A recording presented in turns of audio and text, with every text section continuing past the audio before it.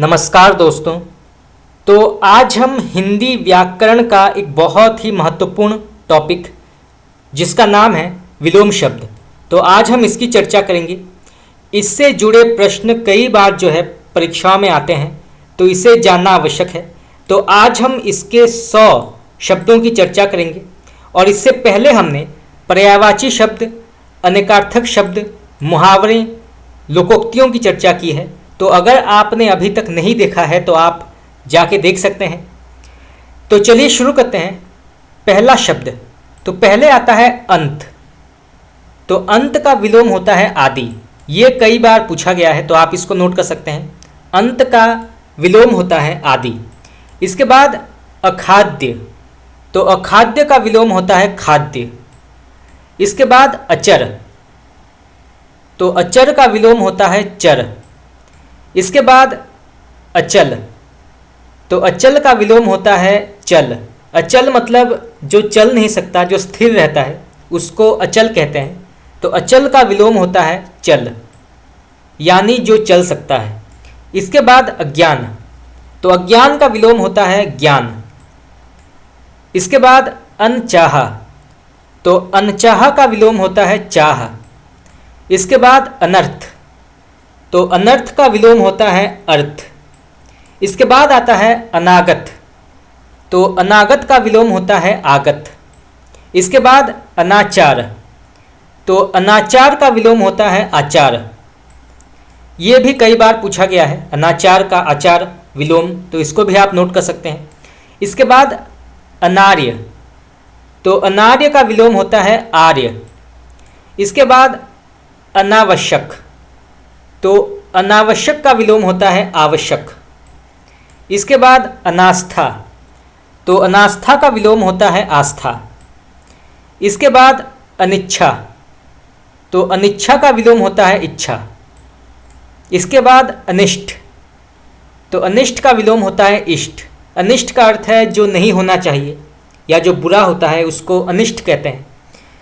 इसके बाद अनुचित, तो अनुचित का विलोम होता है उचित, या इसे हम रॉन्ग या राइट कह सकते हैं।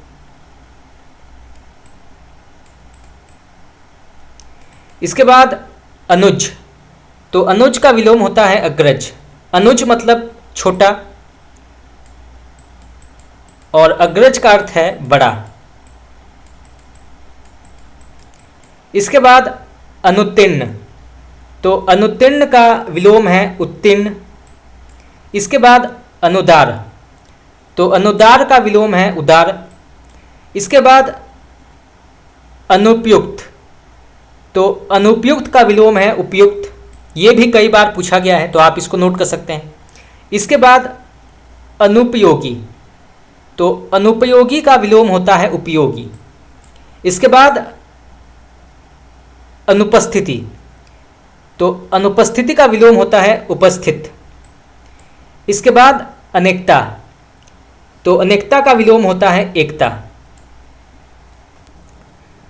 इसके बाद आता है अनैक्य। ये भी कई बार पूछा गया है, तो अनैक्य का विलोम होता है ऐक्य। इसके बाद अनैच्छिक, तो अनैच्छिक का विलोम होता है ऐच्छिक। इसके बाद अपकार, इसका विलोम है उपकार। फिर अपकीर्ति, अपकीर्ति का विलोम है कीर्ति।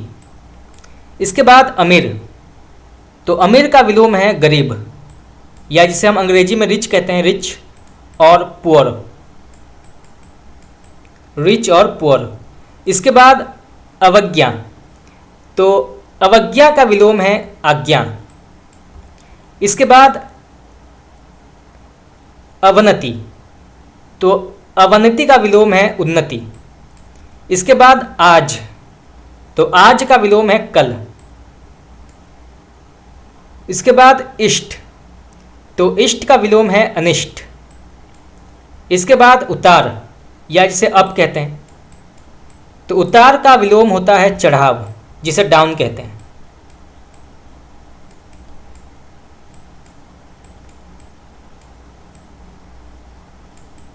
इसके बाद आता है उदय, तो उदय का विलोम है अस्त। जैसे उदय जो है इसको राइज कहते हैं, सनराइज, और अस्त मतलब सेट, सनसेट जिसे कहते हैं, राइज और सेट। इसके बाद ऊंचा, ऊंचा का विलोम होता है नीचा। इसके बाद उसर, तो उसर का विलोम होता है उवर्रा। फिर कृपा, तो कृपा का विलोम है कोप। कृपा को जो है ब्लेसिंग कहते हैं,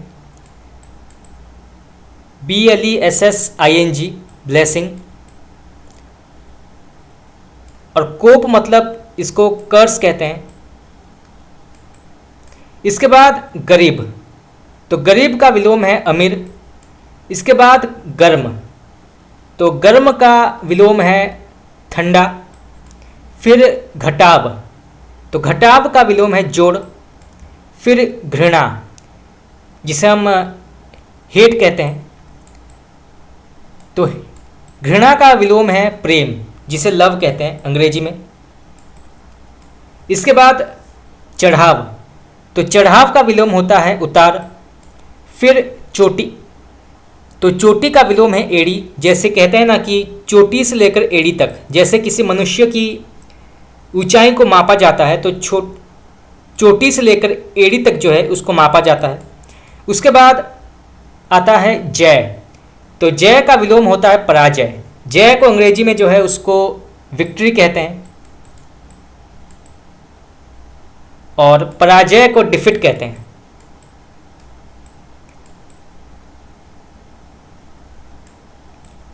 उसके बाद आता है ज्येष्ठ, तो ज्येष्ठ का विलोम है कनिष्ठ। जैसे ज्येष्ठ भ्राता कहते हैं। उसी प्रकार आता है थल, तो थल का विलोम है जल। थल मतलब भूमि, जल मतलब वाटर या समुद्र, समुद्र या समंदर भी कहते हैं। उसके बाद दक्षिण, तो दक्षिण का विलोम है उत्तर। उसके बाद दयालु, तो दयालु का विलोम होता है कठोर। उसके बाद दोष, दोष का विलोम होता है गुण। फिर धरा, तो धरा का विलोम होता है गगन। फिर नास्तिक, तो नास्तिक का विलोम होता है आस्तिक। नास्तिक मतलब जो ईश्वर पर यकीन नहीं करता, उसको नास्तिक कहते हैं। और आस्तिक का अर्थ है जो ईश्वर पर यकीन करता है। तो नास्तिक का विलोम है आस्तिक। आप इसको नोट कर सकते हैं, ये भी कई बार पूछा गया है। चलिए आगे बढ़ते हैं। इसके बाद आता है निकृष्ट, तो निकृष्ट का विलोम होता है उत्कृष्ट। उसके बाद निराशा, तो निराशा का विलोम है आशा। फिर निराहार, तो निराहार का विलोम होता है आहार। फिर निर्यात, तो निर्यात का विलोम है आयात। जैसे इंपोर्ट एक्सपोर्ट कहते हैं अंग्रेजी में, इंपोर्ट एक्सपोर्ट। इसके बाद आता है ऊंच, ऊंच का विलोम है नीच। फिर न्यूनतम, तो इसका विलोम होता है अधिक। इसका अर्थ है कम मात्रा, जिसकी मात्रा कम होती है, और इसका मतलब है अधिक या ज़्यादा मात्रा में होती है, उसको अधिक कहते हैं। उसके बाद परलोक, तो परलोक का विलोम होता है इहलोक। ये भी कई बार पूछा गया है, तो आप इसको नोट कर सकते हैं। परलोक का इहलोक होता है विलोम। इसके बाद जय, तो जय का विलोम है पराजय। इसके बाद पराया, तो पराया का विलोम होता है अपना। इसके बाद परिश्रमी, तो परिश्रमी का विलोम होता है आलसी। इसके बाद पाताल, तो पाताल का विलोम होता है आकाश। इसके बाद प्रकट, तो प्रकट का विलोम होता है गुप्त। इसके बाद प्रकाश, तो प्रकाश का विलोम है अंधकार। इसके बाद प्रतिकूल, तो प्रतिकूल का विलोम है अनुकूल। इसके बाद प्रसन्नता, तो प्रसन्नता का विलोम होता है खेद। इसके बाद प्रेम, प्रेम का विलोम हम पहले पढ़ चुके हैं, प्रेम का होता है घृणा। इसके बाद बढ़ना, बढ़ना का विलोम है घटना। इसके बाद बहुत, तो बहुत का विलोम है थोड़ा। इसके बाद बहुमुखी, तो बहुमुखी का विलोम है एकमुखी। उसके बाद आता है बाहर, तो बाहर का अर्थ होता है या विलोम होता है भीतर। इसको जो अंग्रेजी में कहते हैं आउटसाइड, और इसको कहते हैं इनसाइड। इसके बाद आता है मंद, तो मंद का अर्थ है तीव्र। मंद मतलब स्लो, जिसकी गति बहुत कम है, और तीव्र मतलब फास्ट, जिसकी गति बहुत ज़्यादा है। जैसे रोशनी की गति जो है सबसे अधिक होती है, तो ऐसे जो है प्रश्न आता है। चलिए आगे बढ़ते हैं। इसके बाद आता है मधुर, तो मधुर का विलोम होता है कटु। जैसे मधुर वाक्य बोलना, कटु वाक्य बोलना। मधुर वाक्य मतलब मीठा वाक्य, और कटु मतलब जो हृदय को भेदने वाले शब्द होते हैं या वाक्य होते हैं या जो भाषा होती है, उसको कटु वाक्य कहते हैं। इसके बाद मधुर, फिर से मधुर का विलोम है कर्कश। तो मधुर के दो विलोम हैं, एक है कटु और दूसरा है कर्कश। अगर परीक्षा में दोनों में से कोई एक आता है तो आप टिक कर सकते हैं, दोनों सही हैं। दोनों में से कोई एक आएगा, तो अगर कटु आता है तो आप कटु को टिक कर सकते हैं, और अगर कर्कश आएगा तो आप कर्कश को टिक कर सकते हैं, दोनों सही हैं। इसके बाद आता है मरण, तो मरण का विलोम होता है जीवन। इसके बाद आता है महान, तो महान का विलोम होता है तुच्छ। इसके बाद मीठा, मीठा का विलोम होता है कड़वा। जैसे स्वीट कहते हैं, स्वीट और सोर। उसके बाद आता है मोटा, तो मोटा का विलोम होता है पतला। इसके बाद यथार्थ, तो यथार्थ का विलोम है आदर्श। ये कई बार पूछा गया है, तो आप इसको नोट कर सकते हैं। यथार्थ का विलोम होता है आदर्श, आदर्श।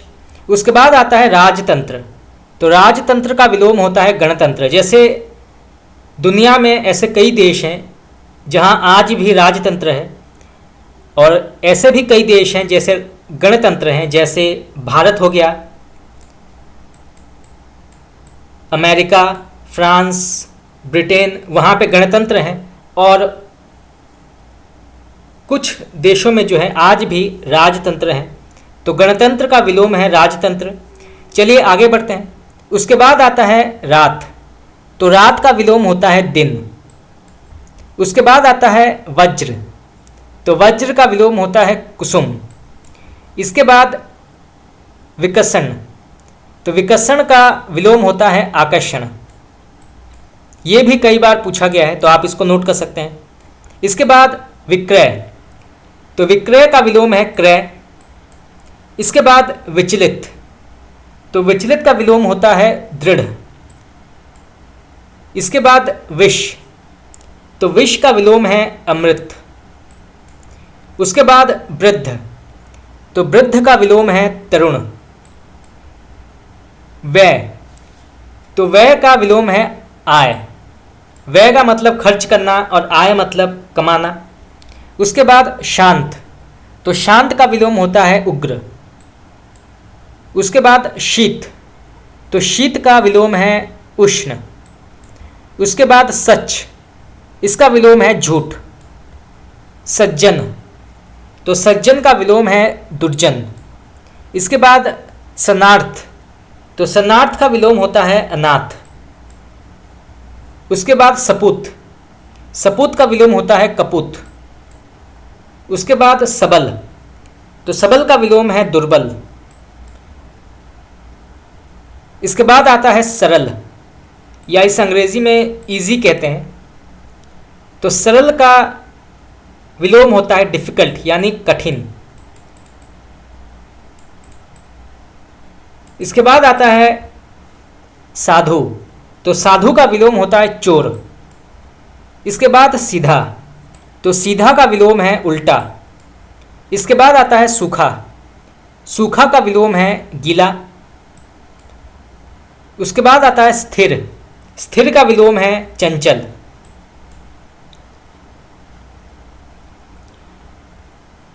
उसके बाद आता है